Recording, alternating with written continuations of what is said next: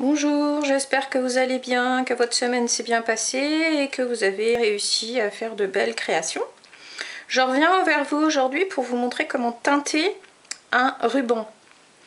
Donc, il faut prendre un ruban blanc. Là, il est métallisé sur le côté.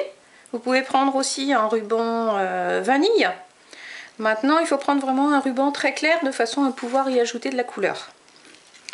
Donc là, je vais couper des petits morceaux de ruban. Hop. Et je vais vous expliquer comment y mettre de la couleur. Parce que bien souvent, nous n'avons pas le ruban qui s'associe à nos créations. Donc en prenant un ruban blanc et en le colorisant soi-même, comme ça vous aurez des possibilités plus larges. Donc je vais vous montrer comment faire avec des recharges d'encre, les Stampin' Blends, marqueurs à alcool, et aussi les Stampin' Write. Voilà. Donc nous prenons un morceau de ruban. Hop. Et donc là, je vais vous montrer tout simplement comment on peut mettre de la couleur avec un Stampin' Write. Vous prenez la couleur de votre choix et vous venez y ajouter de la couleur comme ceci. Hop. Plus vous passerez de fois, plus la couleur sera foncée. Hop. Voilà.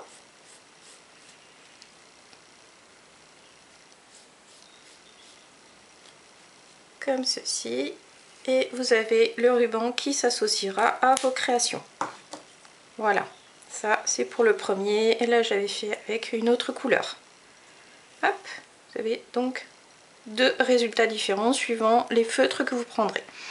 Celui-ci, il est fait à partir de recharge d'encre.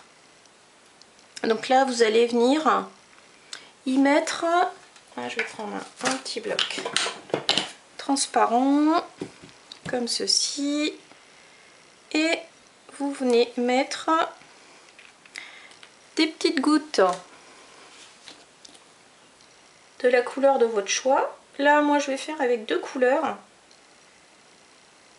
Une claire et ensuite une foncée.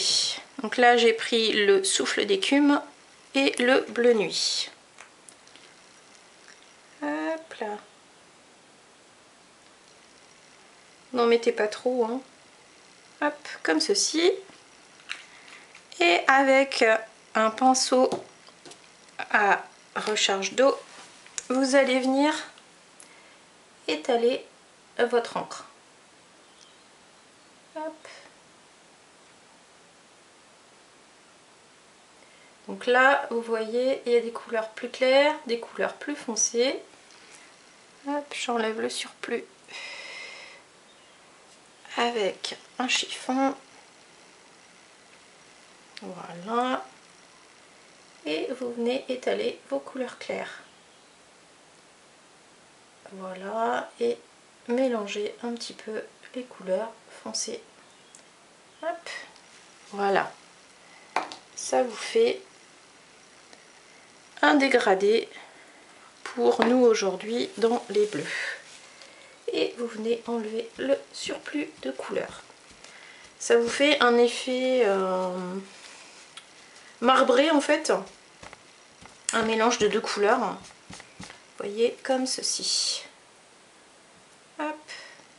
Évidemment, vous faites sur un bloc transparent, quelque chose en matière facile à nettoyer, parce que ça laisse plus de traces que la première technique.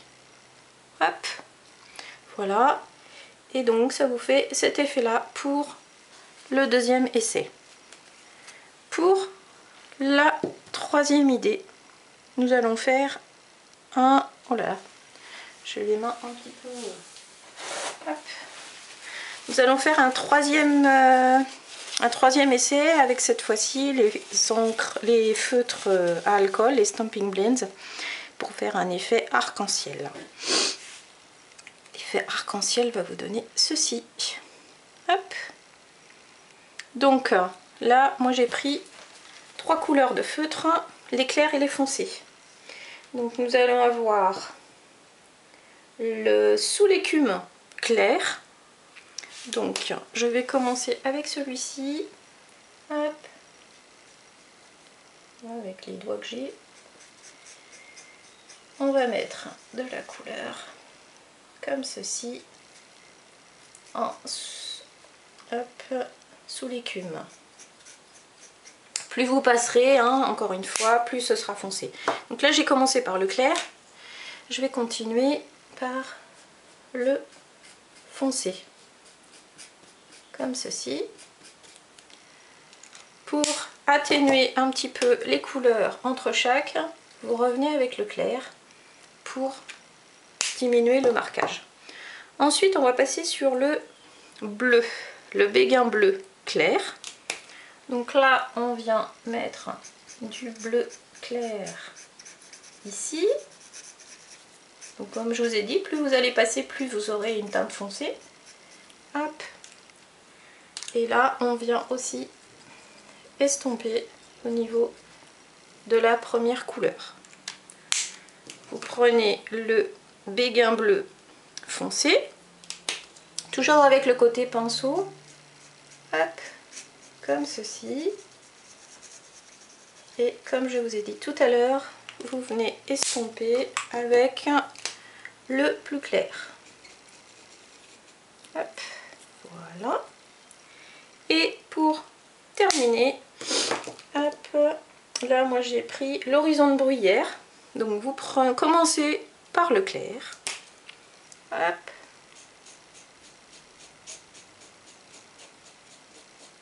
Voilà. Comme tout à l'heure, vous allez venir estomper.